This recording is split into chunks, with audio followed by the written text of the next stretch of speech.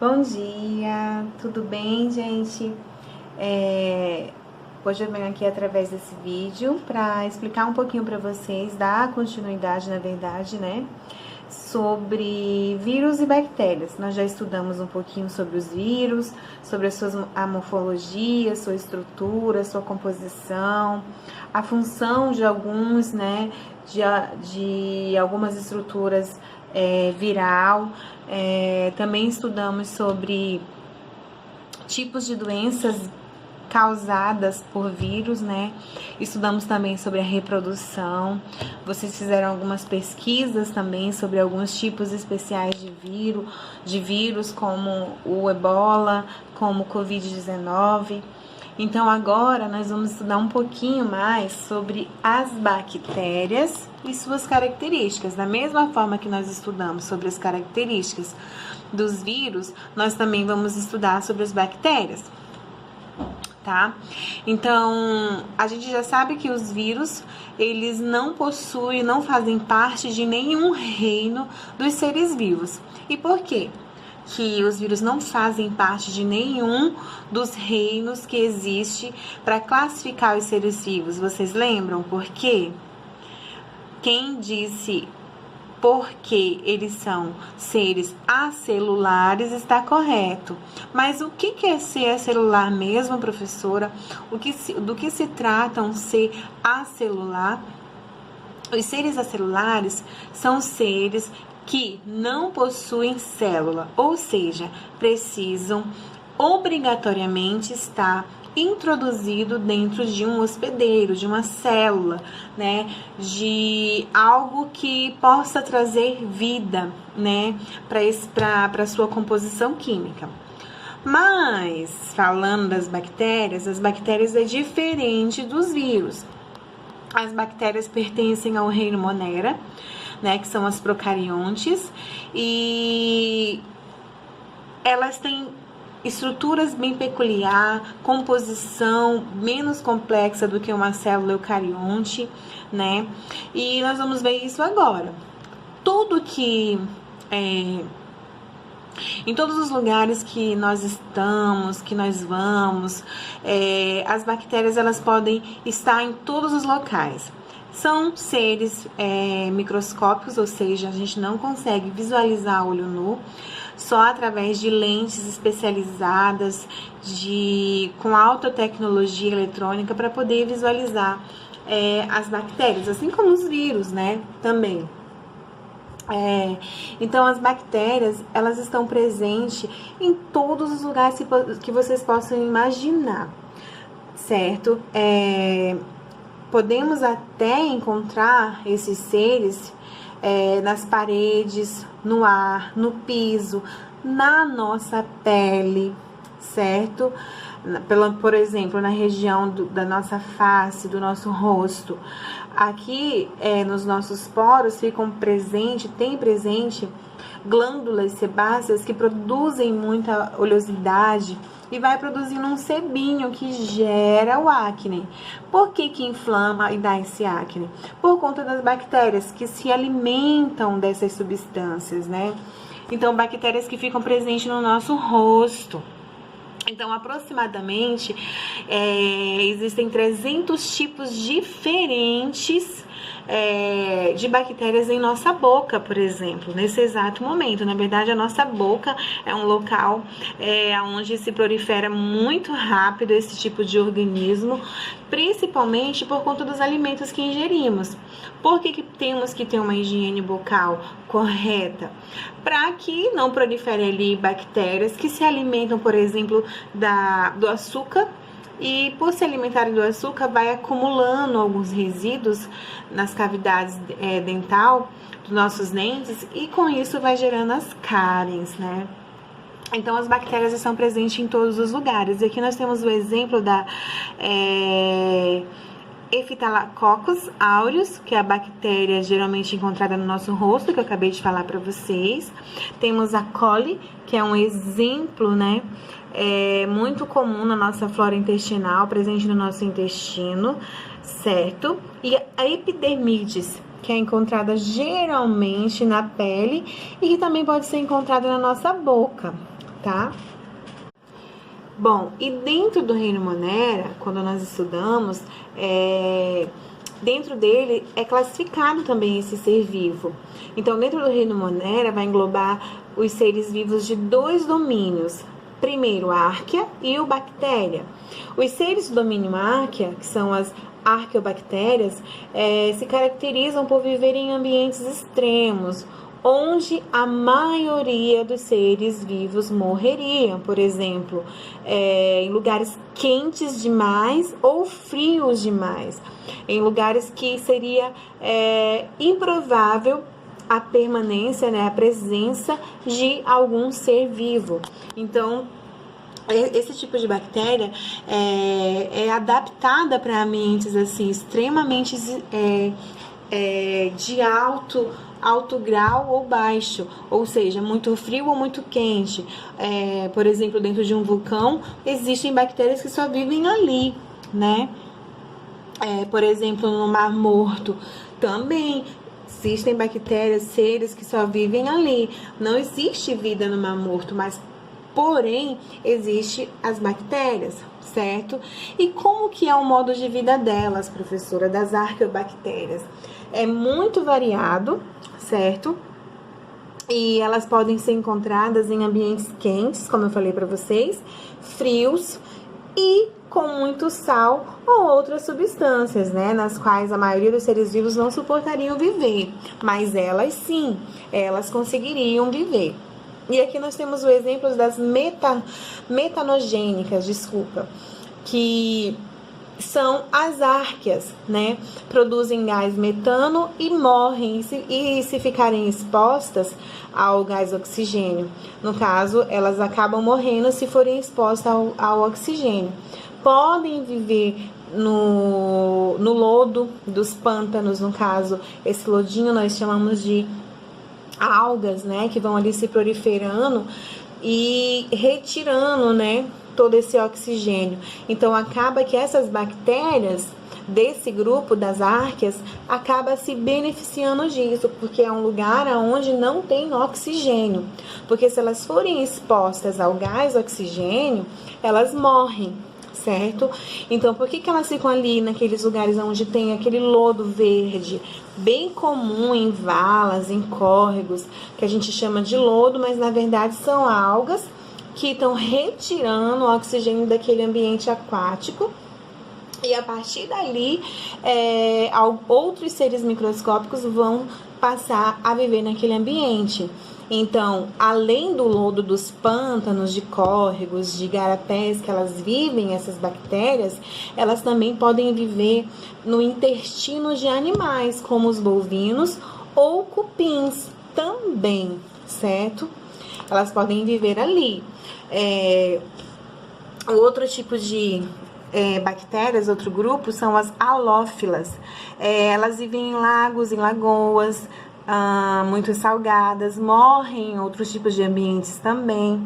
Quando os lagos secam, as árqueas resistem e quando a água retorna, entram em atividade novamente, certo? E um outro grupo das árqueas, ainda falando desse grupo das árqueas, das bactérias árqueas, são as termófilas. Quem são elas? Elas vivem em ambientes extremos também de temperatura, são encontradas em lugares muito frios e muito quente também. E podem ser encontradas em fontes termais submarinas ou enterradas a muitos metros de profundidade, como no gelo, certo? Então, saindo do domínio árqueo, vamos agora para o domínio bactéria. Ou seja, esse domínio, diferente do árqueo, que vive em ambientes muito quente ou muito frio, vai existir esse tipo de bactéria em muitos lugares, em quase todos os lugares, o domínio bactéria. Ou seja, elas vivem em quase todos os lugares da Terra e estão incluídos aqui os que causam doenças e também aquelas que ajudam no processo de decomposição dos alimentos. e convivem normalmente com outros seres vivos sem causar nenhum dano, mas sim beneficiar os outros seres vivos, certo? Então, assim, pertencem a esse domínio as bactérias, as cianobactérias, as rictícias, né, que no caso são as parasitas intracelulares minúsculas, e os micoplasmas, que são os menores organismos com capacidade de se replicar, muito rápido, inclusive. Então, as bactérias são formadas por uma única célula de estrutura simples. Sua principal característica é o material genético ali disperso no citoplasma. Lembra disso, aqueles que fizeram a maquete das bactérias, que as bactérias, no domínio bactéria, elas não possuem, no reino Monera, são organismos que não possuem na sua estrutura celular um núcleo organizado. Mas para que serviria o núcleo, professora? Essa imagem aqui já mostra o que eu estou explicando para vocês. Aqui nós temos, deixa eu pegar aqui um lapisinho. Bom, aqui nós temos uma bactéria, flagelo, certo? Aqui nós temos o material genético, os ribossomos e o citoplasma. O material genético é essa linhazinha aqui azulada, tá? Vejam bem, aqui nessa estrutura celular, uma célula procarionte, nós não vamos ter aqui um núcleo organizado, bem estruturado, com membrana nuclear para proteger o material genético. O material genético já vai ficar disperso, né? Ali envolvido no citoplasma, que é uma substância gelatinosa, riquíssima em sais minerais e nutrientes, que ajuda a manter esse organismo. Mas, professora, se ela não tem núcleo, ela não tem DNA? Tem sim. Acabei de mostrar para vocês o nucleode, ou também conhecido como DNA, ou material genético.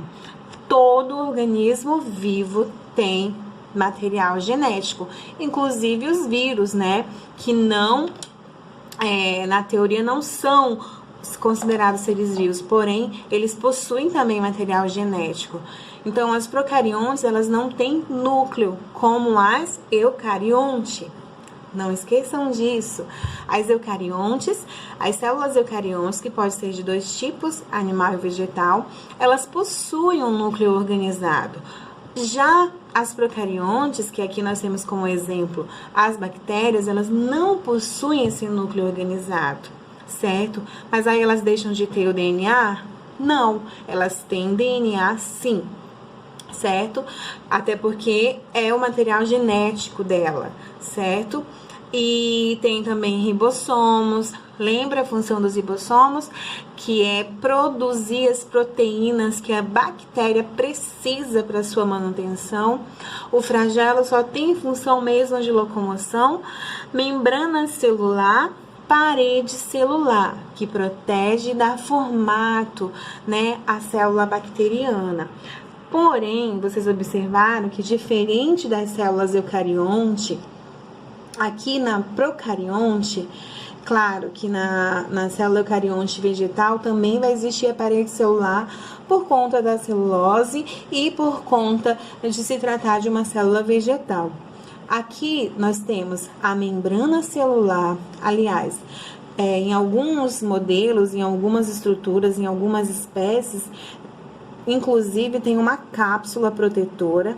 Em seguida, vem a parede celular e, em terceiro, a membrana celular.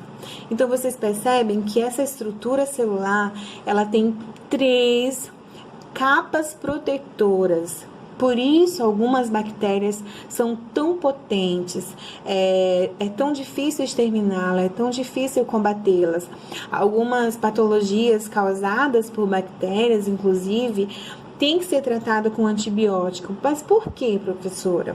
Isso nós vamos ver mais adiante, né, no nosso conteúdo, mas já falando para vocês um pouquinho, isso acontece, ela tem que ser tratada com antibiótico porque é a própria bactéria. Então, ela tem que ser tratada tem que ser feito um tratamento correto, no horário certo, tomar no horário certinho, para que essa bactéria não se torne resistente a esse remédio, certo? Por quê? Porque ela tem esses 3 revestimentos, né, que protegem ela, além de dar forma, né, e inibe qualquer passagem de substância que possa vir destruir essa bactéria, certo? E algumas bactérias, agora vamos falar da forma, né? Alguém me perguntou nas nossas últimas aulas, mas o que é morfologia, professora? O que é isso? A morfologia é a estrutura, é o formato, é a composição, é aquilo que mostra a forma morfológica, estrutural daquele indivíduo. Então, aqui, de acordo, né, com o livro de vocês, existem algumas formas em que se apresentam as bactérias. Então, as principais é as seguintes: cocos, que é essa forminha aqui, ó, é uma forma esférica, como se fosse grãozinhos, né? Se a gente for observar, parece grãozinhos. Temos também a bacillus, que é essa daqui, ó, é uma forma de bastonete, certo? Espirillus, que é uma forma espirilada, essa daqui, ó, certo? E temos essa daqui também, que nós chamamos de vibriões, que é uma forma, parece uma vírgula. Isso é a morfologia, é a forma estrutural das bactérias, certo? E agora nós vamos falar sobre um tipo especial que é bem curioso, porque nós estamos falando das procariontes, e de uma hora para outra a professora falar de um ser fotossintetizante, que é capaz de realizar a fotossíntese, sim, porque assim como lá no reino protista, nós também temos seres capazes de realizar a fotossíntese para se autoalimentar. Aqui no reino Monera também nós temos. E quem são esses seres? As cianobactérias, cianobactérias. Por quê, professora? Por que essas bactérias, olha aqui, ó, elas conseguem se autoalimentar, realizar a fotossíntese? Dentro dessas bactérias tem um pigmento que nós chamamos de ficocianina. Gravem esse nome. Olha aqui, ó. Ficocianina. Ou seja, a ficocianina, perdão, é um pigmento que dá a coloração verde, né? Verdinha, também chamamos de clorofila, né? Esse pigmento verde. E esses micro-organismos realizam a fotossíntese por conta desse pigmento, né? E são a base de muitas cadeias alimentares, inclusive aquáticas, quando nós estamos tratando, relacionando a uma cadeia alimentar aquática. Por quê? Porque ela possui esse pigmento, ficocianina, que está presente nas cianobactérias, tá? Muito semelhante à clorofila que existe nas plantas, tá bom? Então, as cianobactérias, elas também são capazes de se autoalimentar. Tudo bem até aqui?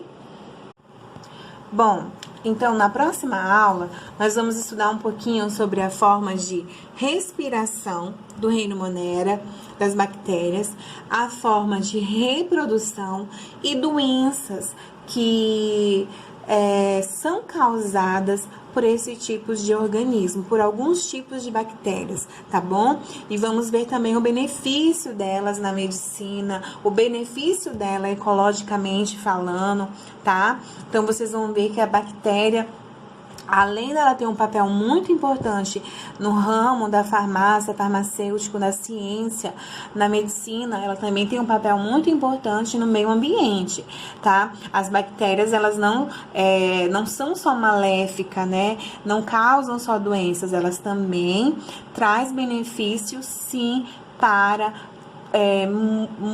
diferentes tipos de ecossistemas, inclusive para nós, seres humanos, tá bom?